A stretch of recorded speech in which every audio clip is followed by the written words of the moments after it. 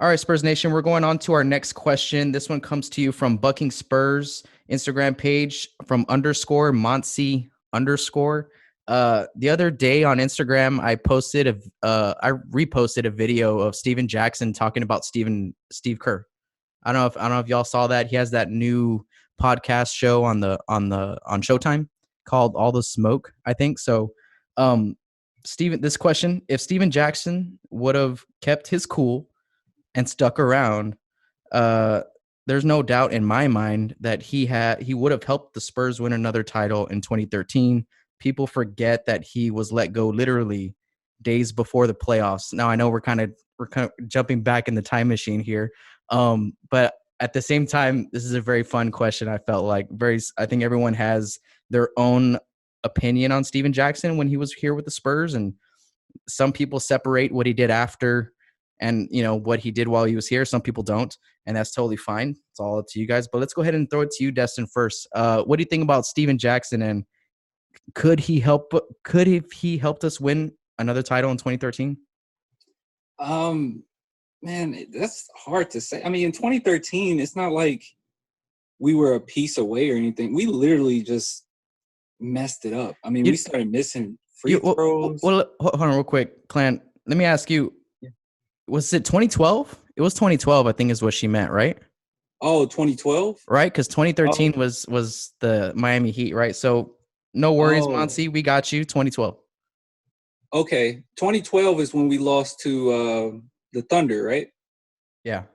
Okay. Yeah, no, I don't think but me personally, I don't think he would have helped us because against that Thunder series, I mean, it was how it ended. I remember it was Ibaka like shooting like crazy amount of shots. I mean, we were just killed. And I just feel like I'm a believer of like, if you're bringing that type of drama, because I believe that the problem with Steven Jackson was that he wanted to get more minutes than Manu, right? Because wasn't he having some issues with the amount of time that Manu was getting? I don't know if it was him or Kawhi. You know what? Right now, we're all kind of like jumping through this time machine together. I can see it on all of our faces. Did he start the 2013 season with us? Because I remember him playing against OKC. Didn't he play in the playoffs against OKC or no? I don't think he was part of that season, to be honest, because we traded Richard Jefferson for him, and then I think he was kicked out right before the 2012 playoffs. Okay. Because we signed Tracy McGrady in the 2013 season to kind of fill his spot. Mm-hmm. Okay, so Destin, any final thought on Steven Jackson? Yeah, I feel I would say no. I mean, I know that he did contribute quite a bit. Maybe we could have used him, but I feel like as far as like jumping to what we have won a championship that year, I can't jump on that wagon. Maybe it's easy because we did win in 2014 where I could just say that, but at the same time, he was bringing some type of drama and it just wasn't fitting with the team. And I thought that it had to do with Manu, but even if it had to do with any player, him having a problem with it, I thought that was just kind of crazy. I know that he said that. Now I do remember this. All right, now I'm starting to remember a little bit. He ended up saying that Popovich wanted him to go to Manu and tell Manu that he was better than him or something like that. Like that's in Steven Jackson words. That's what Pop wanted. And he was like, no, I'm not going to do it. And then that kind of led to even more friction. They said, all right, we got to let you go. But, yeah, I'm just a believer that drama and all that, it just wouldn't have really helped us or manifested itself well. I mean, if he was on the team, we still would have won in 2012. Who's to say that he would have been, fully on board with the way that we were doing things in 2013 or 2014? So I think that the way that everything kind of shaped out, when it came into 2014, it worked out perfectly. Everybody was on board. There was no drama. Everybody was, all the way in. They were happy with their rotations. Everyone knew their role. So, yeah, if he would have accepted that role at the time, yeah, he probably would have won. But I don't know. I mean, Steven Jackson was a handful at that time, around that period. Yeah. Real quick before we throw it to you, Harrison, you brought up the trade for him and Richard Jefferson. A little tidbit. I'm gonna toot my own horn here for a second. Y'all know Michael DeLeon from Project Spurs? All right. So I was in college at that time. During that season, I was still in college, and I interviewed Michael for like some class that I was doing. And I had told him like months before the trade happened, I was like, you know what, man, I just feel like Steven Jackson might be a guy that we need. I think we need to get rid of RJ and bring in Steven Jackson. He was like, no, man, all the drama, all the nonsense. I'm like, yeah, but Pop might be able to keep him under control. And I was like, the only reason why I say this is because, and it was a lot of like what I thought, the same thought process I thought about Keldon this year was how he just has what we need, and I felt like that year too, it was just like Steven had that rough, tough, and Marcus Morris attitude that team needed. Like RJ was just too soft. He wasn't going to start nothing. He was just out there doing his thing, but we needed that guy to kind of get after it. And like about a month later, the trade happened. So I had to tweet at Michael and be like, hey man, I called that. You know what I mean? But Harrison, what are your thoughts on Stack 5? If he was, could we have gotten another ring if he had kept his cool? I mean, obviously he would have helped to have a guy on a team of that caliber, but I don't know. Watching our collapse against the Thunder in that postseason, I mean, we were up 2-0, weren't we? And then lost 4 straight. I mean, they flat out killed us. And you're looking at, Steven Jackson's a good defender and a solid 3-point shooter, but I mean, OKC had 3 future MVPs on that team, and I mean Westbrook was killing Tony Parker with his athleticism and speed, and then James Harden's giving Manu fits off the bench at the same time, and then we're struggling. We've got a rookie Kawhi Leonard trying to defend prime Kevin Durant coming into his prime, in fact. And, Tim Duncan's got his hands full with the leading shot blocker in the league and Ibaka at the time.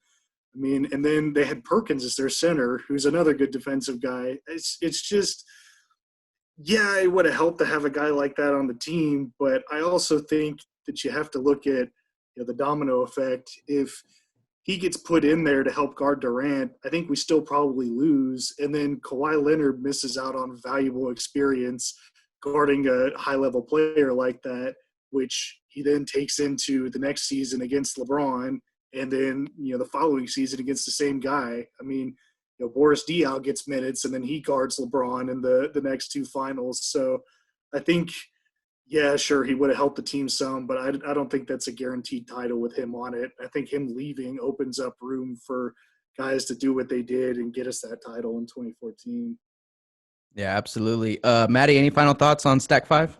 But no, we're talking about that 2012 series against the Thunder, because he was in that series. He did play in that series. Mm-hmm. Okay, so just making sure I got everything. Yeah, because he did play. Yeah, I don't know. Yeah, he was. Yeah, I was just pulling up the stats, and he was off the bench, and he had a decent series that year. But if I remember that series right, I mean, James Harden killed us off the bench. I remember he shot very well from 3-pointer and just drove me insane. As far as how he could have helped us in the next few years, I don't really know how you can say whether or not he would have. I prefer drama-free locker rooms, and I'm not saying he would have for sure caused drama, but I think you look at some of the stuff he said that hasn't been popular among Spurs fans. I think there's a little saltiness there. Oh yeah, he was. I think what he say, like, was he the one that said we would have won like 8 championships if it wasn't for Manu? Was that him? He said he was better than Manu. I remember last summer. Yeah. Last summer he did. Yeah, I think he's just a guy that just has to have the spotlight, and I think he was very salty after the Spurs cut him, and then the Spurs went on to win the championships. It was like, I'd be pissed too. So, he was a good player for the Spurs. I never had any problems with him. When they got Richard Jefferson, I wasn't freaking out or anything, but whether he would have helped us in 2013, I don't think so. I think he did a good job with the Spurs, and I just leave it at that. Yeah, I think most of Spurs Nation feels the same way. It's like, yeah, we compartmentalize 2003 Steven Jackson, and we kind of like to keep it there until he opens his mouth and starts saying all this nonsense. But you know what? Like I like you, I have nothing against Steven Jackson. I actually really like Steven Jackson. I like the cut of his jib. I like his attitude. I love his swag. I like how he's that type of player that thinks no one can guard him. Like, no one now, no one ever, no one in the future, no one can guard me. I'm that good. And even though, it's like, yeah, okay, like relax. Sometimes that's what it needs to, that's the attitude you need to kind of take your game to the next level and kind of have that mentality. And even though he kind of, he was just a role player and all that stuff for the most part. I don't think he would have helped us win any more championships, especially because of the young budding Kawhi Leonard that was about to take his minutes. If he was mad about Manu taking some of his minutes off the bench, it was about to get worse. And I don't think it was going to be a good fit for him. All right, so let's go ahead and go on to the next question. This next question comes from Spurs Fan Blog, and the question comes from Coos86. I hope I'm pronouncing that right. COOSE 86. And the question reads, what veteran free agent should we pursue, if any? All right, so Matty, this one comes from your blog. Let's go ahead and throw this one at you first. Yeah, actually, I'm going to ask you guys because I'm not really 100% certain what veteran free agents are out there. I know one of the bigger ones is like Marcus Saul. I don't really know any other ones that are out there right now or that will be out there in a few months. Do you guys know of any old veteran free agents? DeMar DeRozan might be one of them. Yeah, there's that. Hold on, let me see really quick. If there's a position that you want to fill with free agency, right? You're bringing in a vet, expecting that you don't have to spend the time developing him, very much like Trey Lyles did for us this season. What position do you think the Spurs need to fill with free agency?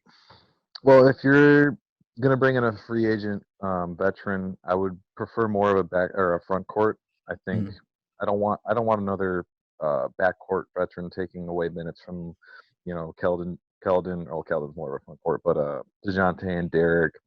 I think, a veteran big, like, I'm not saying we're going to get Marcus All, but I think a guy like that would be great, especially to mentor Jakob. This would probably be assuming we'd get rid of LaMarcus Aldridge or trade him for somebody. So if it was me, I would try to pursue a free agent veteran for the front court. But that's just me. I thought DeMar Carroll was a great addition last year at the small forward position, but look how that ended up. So I want someone that can contribute right away, obviously, but like Christian Wood, 13.1 points a game, 6.3 rebounds. Yeah, I mean he's a 4-year vet.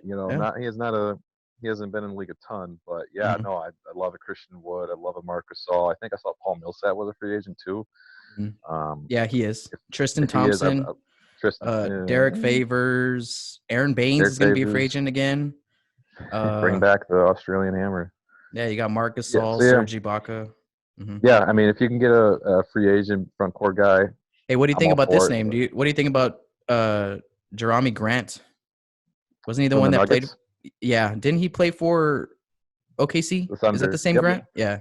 Yep. What about him? I like him too. I mean, he's one of those versatile guys that we talked about. He can defend multiple positions on defense. He can play multiple positions on offense. So, I'm all for it. He's not really a superstar guy that's going to put up superstar numbers, but he's an excellent role guy, and I think if he can accept his role in this team, he could be a major asset. Yeah, I think he's I don't know much I've seen him play, in spurts, but he's another one of those guys that's like, I'm not scared of any moment. I remember the first game, I think, against the Warriors when Kevin Durant switched teams.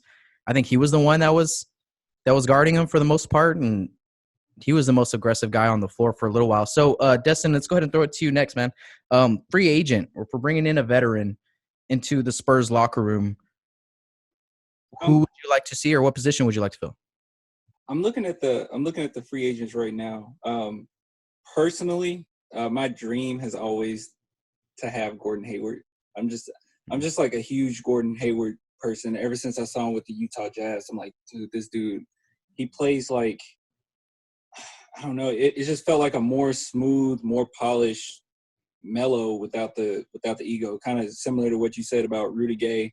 He doesn't really fit as much, but I don't know. It's just something about Gordon Hayward, his attitude and his approach to the game, where it's like, man, I could see him in a Spurs uniform. But as far as more realistic, because I know he will probably be pretty expensive, I would guess, because he's making quite a bit right now.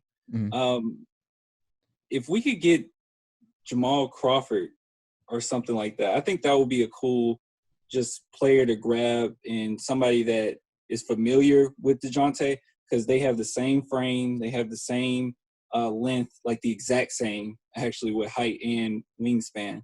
And then, he mentored him before. I think that would be a cool player to have, just, to be there for DeJounte. And we were talking about, I know Matty was talking about identity crisis that we have.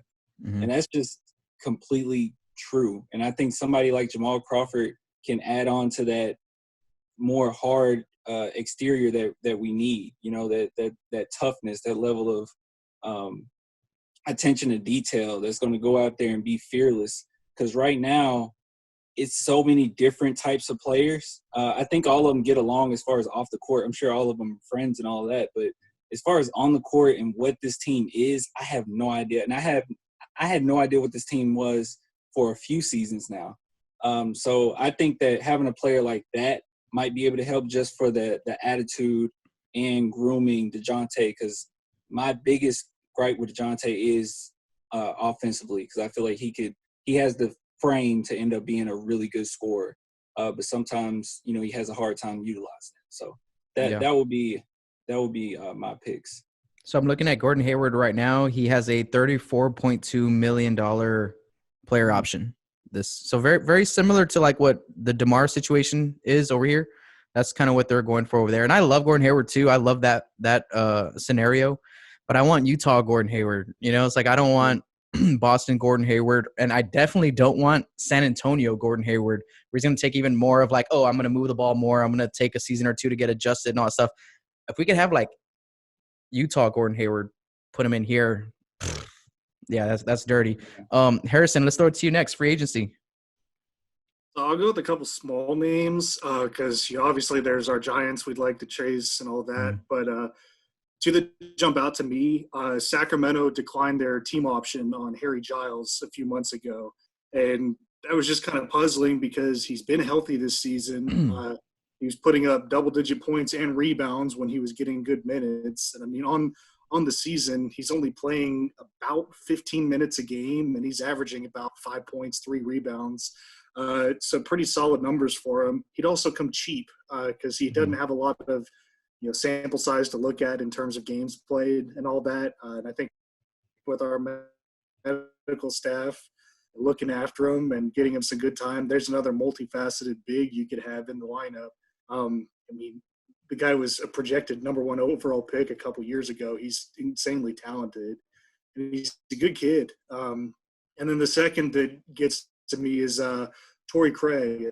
He's on a expiring $2 million a year contract right now. I mean, he puts up 6, 3, and 1 per game, about 15 minutes the same. His role's decreased in Denver now that Michael Porter Jr. has been healthy and he's playing. So you might be looking for a little bit bigger role. I mean, you offer him $5-6 million a year. That's a guy that can come in, shoot about 35% from 3. He does what Forbes is doing for us right now, but with better defense. And same with Bellinelli, and you're getting the price of 2 for 1. So I think those are 2 small names to look at. Obviously the bigger ones you got DeRozan and all of that, but it's going to be a tight year for free agency for us if DeRozan does opt in. So I think we're going to have to look at those lower tier names that can kind of round out our bench. There's a name out here that for some reason it just fits with everything that I see the Spurs needing. Otto Porter Jr. from Phoenix. I feel like when he's been in Phoenix, he's been more aggressive. He's had that killer instinct. Every time we play him, he looks like he takes it personal for some reason.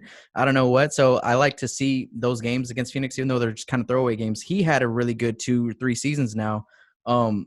His option is worth about $28.5 million. So again, like he is getting paid a lot. But he's someone that I would like to see the dynamic shift. Like you talk about identity, we need toughness. We know all that. You throw Otto Porter Jr. in on a court, going up against Keldon or some of these other, top-rate defenders, and I can really see the competitive level just going through the roof. And I feel like that's something that we didn't have this year. It's just we just weren't competitive. Consistently we were uncompetitive. Didn't matter who we played against. No team was scared to play us this season. I feel like if we're going to go after a free agent, let's get a free agent who has that kind of swagger, competitive nature that we like so much and that we need so much here in San Antonio. All right, so let's go ahead and move on to the next question. The next question comes to you guys from the San Antonio Spurs Talk Facebook page. And the question is, what should the Spurs do with the undrafted Bryn Forbes? Harrison, this is your question. Let's go ahead and throw it to you first, bud. Yeah, so earlier I said the Spurs should extend an offer to him at least. And I'm one of the few, I think, who's in favor of keeping him in some capacity. If you look at his split stats, he's shooting about 43% in a catch and shoot situation. My problem with Forbes is I think a lot of times, he's got that chip on his shoulder because he was undrafted and he's worked his way up. I think he tries to do a little too much. This year we've seen him in on-ball situations where he's trying to size up defenders, and he's a very good player, but he's just not there where he can, we've talked about Carmelo, we've talked about Harden, where he can, hit him with some dribble moves and then pull up from three. It's just not going to happen. He's more of an off-ball, move type of player that can catch and spot up. His defense is a liability. That's never going to go away, but he's one of those, I think if we can surround him with other good defensive players, that'll tend to drop. You look at Tony Parker in the day, never a great defender, but we've got Manu, Kawhi, Duncan, all those guys. And I think we've got some young guys who we've talked about, Keldon, Lonnie, DeJounte, Derek, all fantastic defenders. So if you can hide him in there, convince him to quit dribbling so much, and most of all, it's got to be a team-friendly deal. I don't want to pay 10 to 12 million for Bryn Forbes and have another Patty Mills contract where people aren't cool with it until the last year. I want someone who can come in, help us, who's cool if he doesn't play a lot of minutes and all that, but who can contribute when he gets the chance. Otherwise, I think they might have to let him go. Yeah, I agree with everything that you just said. Matt, any do you feel similar, different, some? Yeah, no, I agree with both of you guys. I mean, we talked about it, Rob, in your podcast. I think he can be an important part of this team. He's a good shooter. I was just looking up the stats last year. He was a 43% shooter from beyond the arc. This year's numbers have gone down a little bit. His points total is still like around 11 points per game. So I do think he can have a place in this team. I do think he has a place in this league, but you have to manage his minutes better. And it's like Harrison said, you have to have the right guys around him. You can't pair him with a defensive liability like DeMar DeRozan for 25 minutes a game. That's two huge defensive liabilities like in the backcourt right there. And he's like we said earlier, he's just a one-trick pony. He's one-dimensional. He's a shooter. And I think Spurs fans were so frustrated, especially in the start of the year. For a decent amount of time, he wasn't shooting well. So it's just we're all just sitting there staring at our screens like, why the heck is this guy on the court for 25-plus minutes a game if he's not doing the one thing he's good at doing? And, we got guys like DeJounte Murray and Derek White playing less minutes than him. We got Lonnie Walker and Keldon Johnson on the bench. It made no sense. So, having said that, I do think he's a great, addition to the team if he's utilized correctly. That's why me and so many other Spurs fans out there have been very critical of Popovich and his, minutes and rotations, because when you have a guy like Bryn Forbes on your team, you have to be very careful about how you're managing his minutes and your rotations around him. And, the same thing goes for some other players, including DeMar DeRozan. So yeah, if we can re-sign him and keep that shooting, hopefully in a off the bench 15 minutes type of role, I'm all for it. But it's like Harrison said, it has to be a team friendly deal. I don't want to pay him, Patty Mills money, just the same as anybody else. So if you can keep him, but make sure it's for the right price. Yeah, absolutely, man. Destin, I don't think there were many people higher coming into this season on Bryn Forbes than you were. I know after the last playoff run, he went up a couple of points in your book. So going through this season, I'm sure was a little difficult for everyone. But what are your thoughts on Bryn Forbes this offseason? Yeah, going back to last season, in that Game 7, that was huge to me. Just how he played in that game, down the stretch, and his demeanor after the game. I was like, this dude, if he had a bigger body, to me, he will be a monster. But yeah, this season, I don't blame him so much. I think all of us kind of getting at it. It's more so like the reliancy on him. You know, it's like we're just too reliant on Bryn Forbes to the point where we're running a lot of plays through him. And if that doesn't work, then our offense just looks awful for that stretch. His defense, we're putting him in terrible situations where, and I think the thing that's most frustrating about this season rather than last season is last season we had Bryn Forbes, but we all understood that we had some injuries and we didn't have, the best team that we could have had last season. But coming into this season, we were expected to be better defensively, but instead of playing a lot of the defensive guys that we did have for good stretches, like discovering that Keldon Johnson is a great defender by the end of the season, it's kind of ridiculous. And putting Bryn Forbes in that situation where we have these defenders that we could help mask it somewhat, we never did. So as far as Bryn Forbes is concerned, I do notice that he added to his game, get into the paint. His floaters look way better. It's almost automatic to every time I see him in the paint or about to do a floater, it goes in. But yeah, I'm high on Bryn Forbes. I think that he's going to help us big time. But right now, the only reason why we hate seeing him so much is because we're way too reliant on him.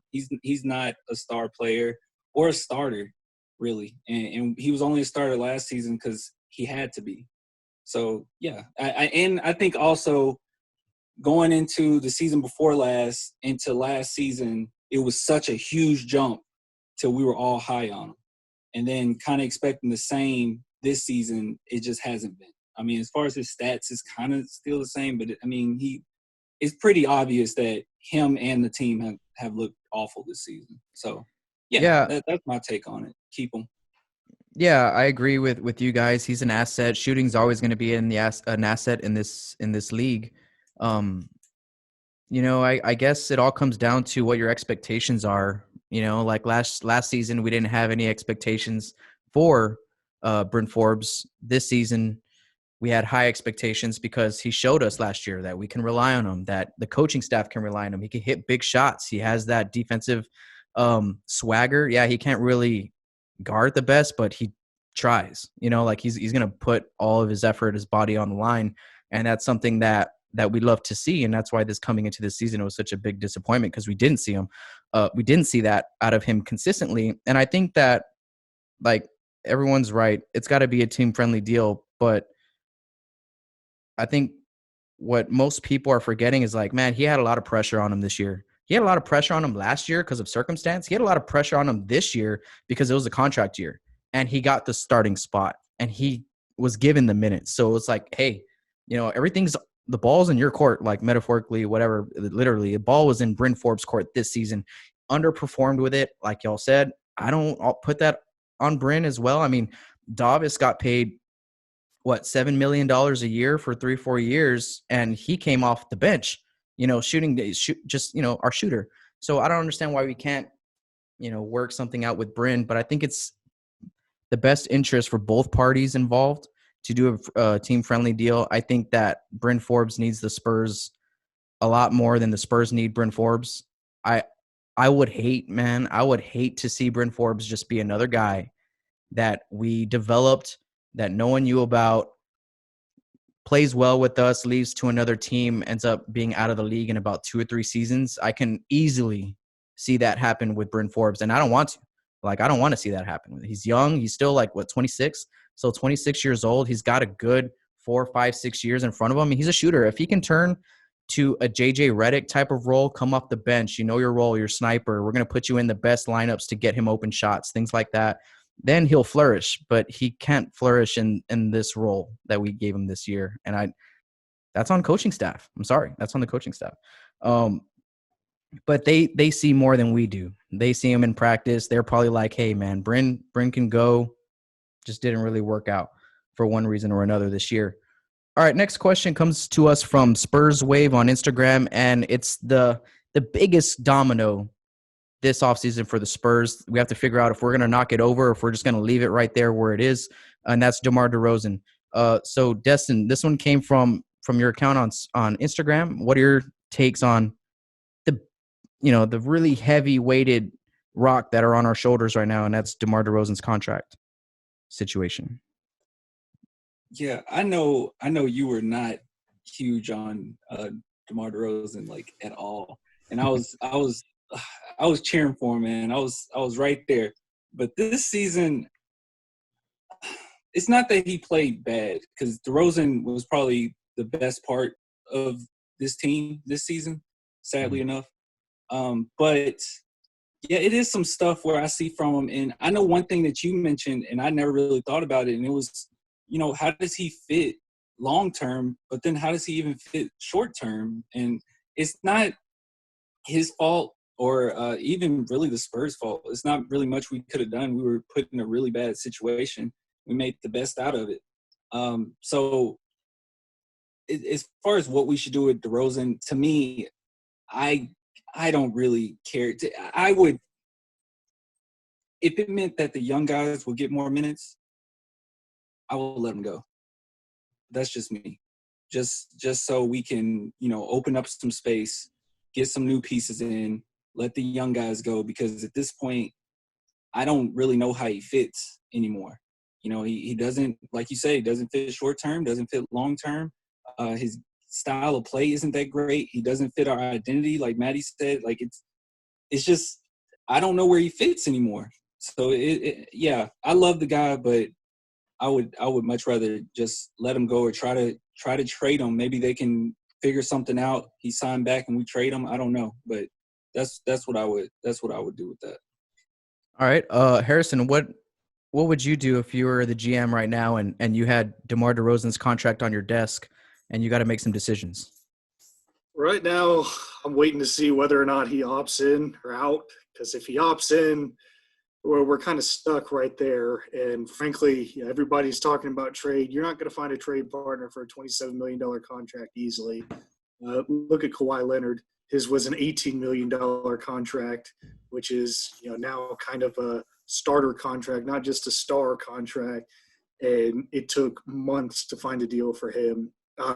So assuming he opts out, I'm kind of in the same boat where I really like DeMar. I think he's a great teammate. I think he's a fantastic player.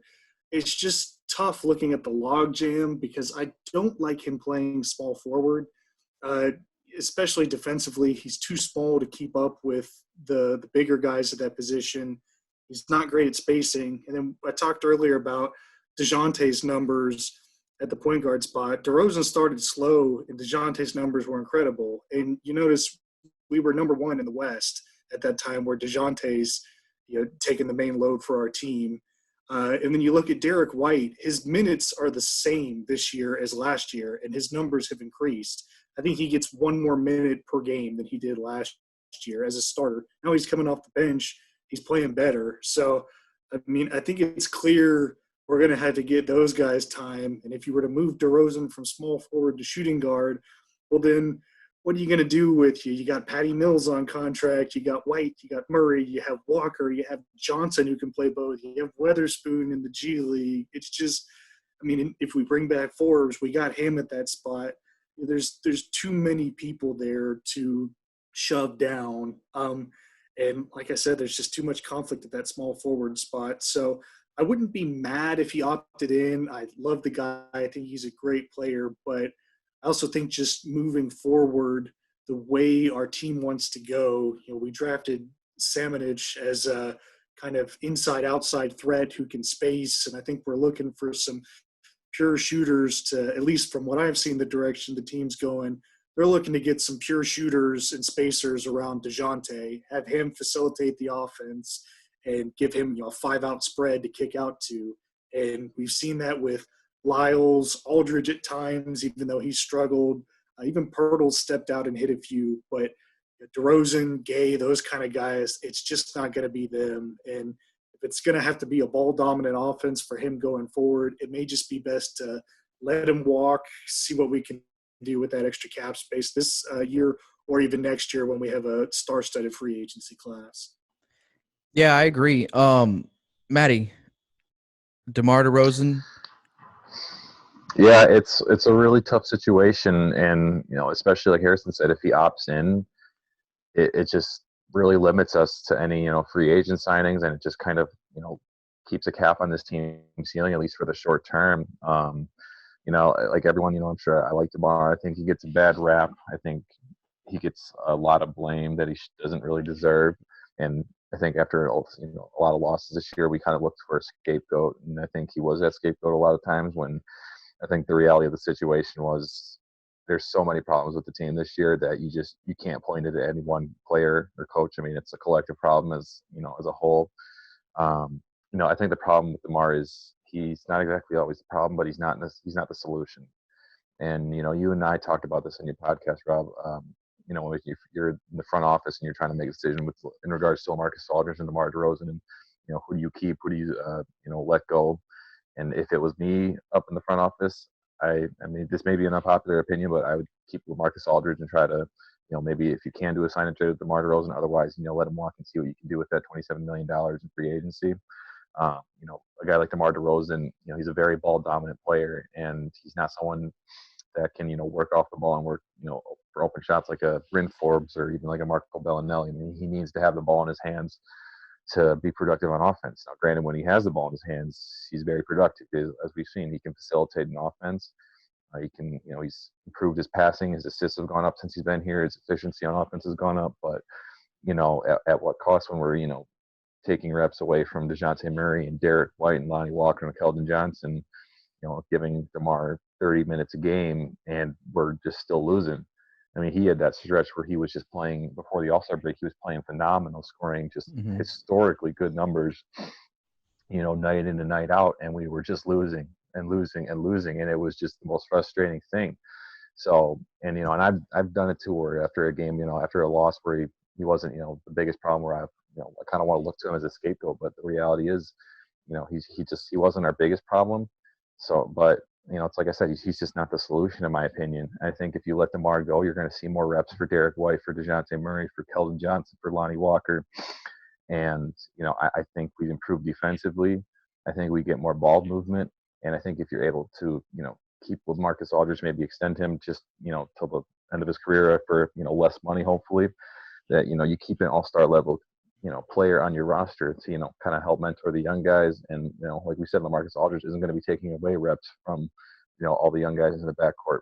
So if it was up to me, if I was in the front office, I'd let DeMar walk. But, it's like Harrison said, if we re-sign him, if he opts in, I'm not mad at having, an all-star player like DeMar averaging 20 points in our team. I'm not going to be mad about it, but, I just hope that the Spurs have, a plan in mind to, better surround him with the type of players that he needs to be the center of our offense. I think they did a pretty good job with that last year, surrounding him with better shooters, guys that can space the floor, guys that can defend, at least somewhat defend. This year I think they've done a really bad job of that. So, if they're going to keep him, if that's their plan, if he opts in, I'm fine with that. But they're going to have to, manage the roster better around him. They're going to have to manage the rotations better around him. And, they're going to be very careful about who they're giving minutes to, like we said, Bryn Forbes earlier. You can't be pairing him up with Bryn Forbes for 25 plus minutes a night. So, it's all on the front office and what they see and what their plan is for the future. And that's why I said this offseason is so important for, the future of this franchise. But, we'll see what they do. Yeah, no, just fine. Listen, let me start off with saying that I agree with what you guys said about DeMar. I think he's a great teammate off the court. On the court, I know he facilitates and he does some good things too. But I think he hurts us with his attitude and stuff like that. But a lot of y'all said that you wouldn't be mad if DeMar opted in. And I'm just gonna go against the grain here, just to go against the grain. But I'd be pissed. I'd be really pissed. And for a few reasons. One, like y'all said, he hurts our development curve. Like our development curve with our young players that we've invested that should be getting these NBA minutes now. He takes that away. Like y'all said already, I don't need to echo that anymore. But that's huge with me. And let me tell you why it's huge with me. Homegrown talent over free agents any day of the week, 100%. That's my attitude. That's the way that we've done things. That's the way we've been successful for 20 some years. I appreciate everything DeMar has done for us in the past 2 seasons. Like you said, Matty, it's not his fault that he's on the Spurs or he's in this team. This is never for him. This was never supposed to be for him. It was supposed to be for Kawhi. So I don't want to put fault on him in any way. But when it comes to basketball and wins and losses and how we represent ourselves on the court, I feel like he's not a Spurs type player, and that's fine. He doesn't have to be a Spurs. He's a great player. He's an all-star, former all-star, all that and above. But if y'all look at the way that Spurs Nation has treated LaMarcus Aldridge and like how they're starting to treat DeMar DeRozan and how much we love DeJounte and Derek and how much Spurs Nation is cheering for these young guys to get their time. And it's because I think here we develop that bond with our homegrown players, and I think our homegrown talent is ready to play. And a lot of our drama over the past 3-4 seasons have come with our free agents. I mean, despite Kawhi's the exception to the rule, but we have all this free agent drama. We're not good at free agency. Players don't want to come here. That's fine. That's been the norm, right? So we take the time to develop in Austin, do all these things. And DeMar hurts the development, and it's just kind of that free agency. There's no real loyalty, I think, on both sides, whereas this young talent, I feel like they're invested in the culture. They're invested in the Spurs. They're invested of what they want to do moving forward. They've come in together. Think about it. DeJounte Murray, Derek White, right?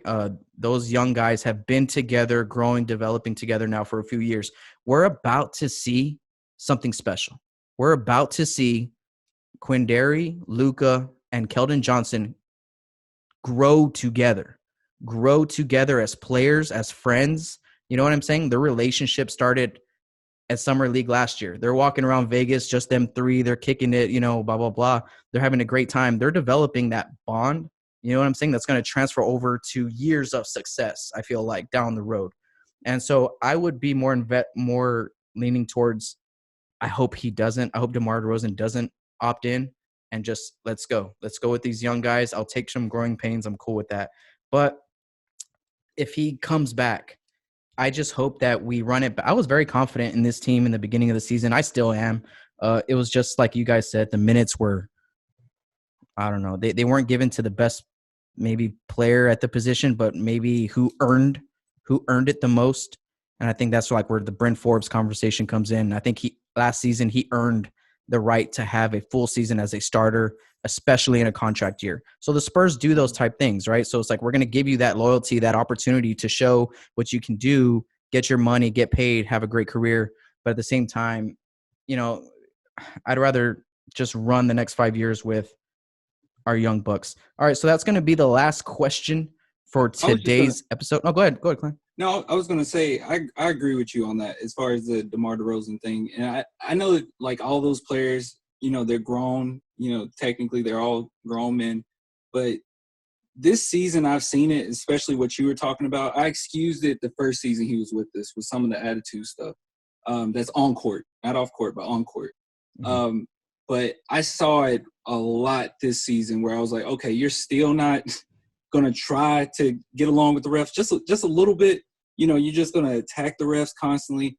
And honestly, I think for those, the young guys and just the overall aura of the team, I feel like he's a bad role model just as far as what he does on the court. On the court, because I've heard great stories from him off the court, the way he bonds in the locker room, what he does for the community, and he's great with the coaches. Mm-hmm. He's an ultimate pro. I mean, like, this guy's an ultimate pro. But like you said, on the court, he does those little things that lead to losses. It's like, it's not just like, okay, like, you're going to get a technical and whatever. No, like, his behavior, his antics not always, but sometimes it leads to a lot of games that we could have won by one. I mean, how many games did we lose this season by 3 or 4 points? Well, that's the thing. I think almost everyone. Yeah. So every he gets in the worst mood, and then on top of that, he doesn't want to lose. And so it's just like an endless cycle. Mm-hmm. And that's not something that we're used to here in San Antonio. That's not something that's going to produce good continuity basketball for us for a whole season. We're going to be doing this the whole year with that type of attitude. And I don't want to. I know he has like the mental health issues and all those things that I'm very very respectful about with him when he does all these things. I love that he speaks out about all that stuff. But last year, getting kicked out of a playoff game for a technical was the most non-Spursiest thing that you can do, because you put yourself before the team at home in a playoff game. Yeah. I can't swallow it. I just can't. And this my last note on like the whole DeMar, and you brought up a great point, Rob. That another thing I want the team to get back to next year is you don't see that sense of camaraderie with this team. And, even last year, you had the guys, and 2 years ago you had the guys. They did Flannel Fridays, they did the Coffee Gang, and I don't want to sound too corny, but there's just something that needs to be said about that kind of off the court chemistry that I just don't think we saw this year with this team. And I'm not saying that doesn't necessarily mean that like everybody hates each other. I don't think that's the case. I think we have enough veterans that have been in the league a long time with Patty, LaMarcus, DeMar. Like, I don't think they hate each other, but you just kind of get this sense of like they don't really seem to like to spend time with each other off the court, and that lack of chemistry will show on the court. And I think, with the young guys, like you said, the guys that have been in the Austin League or in the G League together, they've been grinding for, a couple of years now. They've been on the same team. They've been playing, getting reps and practicing, hanging out off the side of the court, like you said, in Vegas. They're just that bond, and they're homegrown. They have the fans at their side. Like, I get it. There's just a certain level of talent you need. So I'm not saying, you play the 3 young guys and we're going to, win another 10 championships. But there is something that needs to be said about, chemistry or a lack of for this year's team and next year's team. I want to see get some of that back. I want to see the Spurs Instagram page and Twitter page posting about Flannel Fridays or Coffee Gang or whatever the new thing is. Every game it was just kind of like it just was like a drag, like, oh, let's just get this over with, like we got so and so tonight, like I want to see that sense of camaraderie come back next year. And I don't think I don't see that with DeMar a whole lot. Not that it's his fault, just you don't see that a whole lot. Yeah, it's definitely not his fault. Go ahead, Destin. I was just going to say, not every, tech is created equal, so, I mean, every single time that I've seen DeMar DeRozan get a tech, it has been a really bad tech. I mean, I haven't seen him get a tech that was like, he did this crazy move and then he's, looking at the player, staring the player down where it's like, oh, that was nasty. No, it's been literally this season, he got an and one and then yelled at the ref and got a tech. It was like, what are you doing? Like, those are bad techs. Yeah. I hate that. It just drives me crazy, man. Yeah. I don't think that DeMar DeRozan –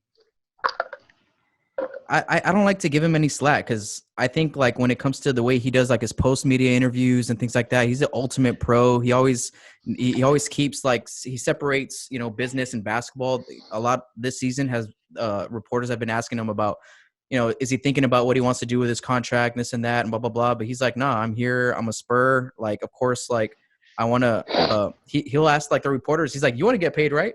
You want to get paid the most you can do for being a reporter, right? And then they're like, yeah. And he's like, well, shoot, man. We all here just trying to, get our bread. But at the same time, he was always commenting about the team. And Matty, you said you didn't really see any continuity this season. I mean, you played at the next level.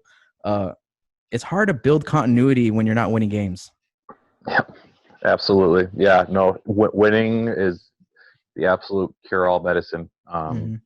And, when you're losing, you see guys finger pointing. I think we've done a good job overall of that, of, not seeing that finger pointing, animosity between the guys. Maybe they kept it a secret, which, if that's the case, good job. But I don't think that's the case. I think they've done a good job of just, keeping the locker room together, which I give them credit for. But,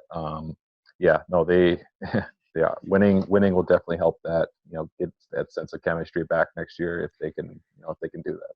Yeah, and we just never could go on a long enough run to sustain continuity and sustain chemistry. It was like, oh, we're building chemistry. Boom, 3-game losing streak. Oh, we won one. All right, let's keep it going. Boom, we get knocked back down. So every time we got up, we got knocked back down this season, and that's been the story so far. So we're gonna go ahead and let me throw it to you, Harrison, really quick. Do you have anything else to add on DeMar? I was just gonna say, losing wears on people, and on top of that, with the continuity thing. You notice as we lost more games, we started experimenting with different rotations. So then you lack rotational continuity. And if you look back at past Spurs teams, there's a consistent pattern to Pop substitutions in those seasons. And, I mean, you could almost go about 40 games into the season. You could say, okay, this is the starting five. At the 5-minute mark, he's going to sub these 2 guys in. Then he's going to pull these 3 guys out and put the rest in. Then start of the second quarter, this 5 starts. We've never had that this year. We've had so many different starting 5 groups, so many different bench groups, G League guys getting thrown in there. So not only do they not know each other off the court, they don't know each other on the court. They're still figuring out how to play together. Yeah.